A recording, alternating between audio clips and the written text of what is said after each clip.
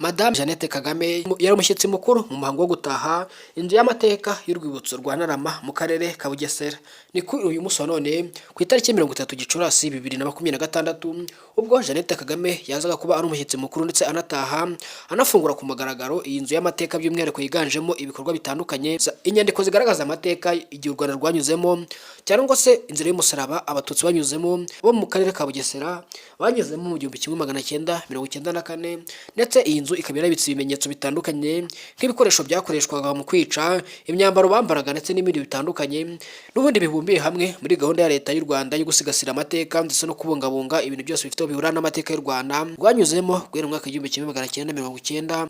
na mbere yaho. Madamu wa Perezida wa Repubulika y'u Rwanda Jeannette Kagame ijambo rye rirambuye yagejeje ko bitabiriye uyu muhango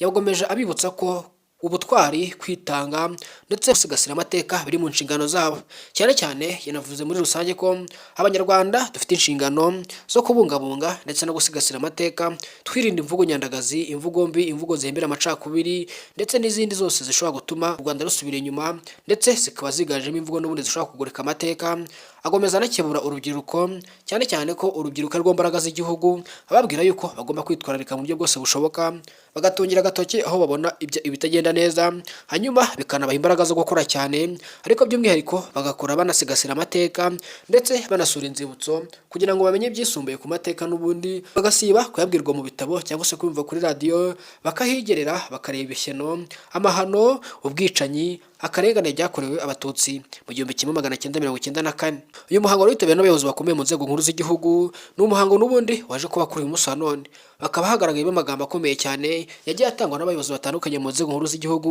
aho aya magambo yariganjemo impanuro, kuburira ndetse no gukebura bamwe mu bagaragarwaho imyitwarire itari myiza. Nshuti bakunzi, mudasiba gukurikirana amakuru n'ibiganiro byacu. Nimba uri mushyashya hano wisanze hitwa Taifa Rwanda, icyo usabwa ni ugukanda subscribe kugira tujye tubana umunsi ku wundi ujye ukurikira amakuru yizewe kandi agezweho. Njye nitwa Irize Taifa, ndashimiye cyane, Imana ibarinde.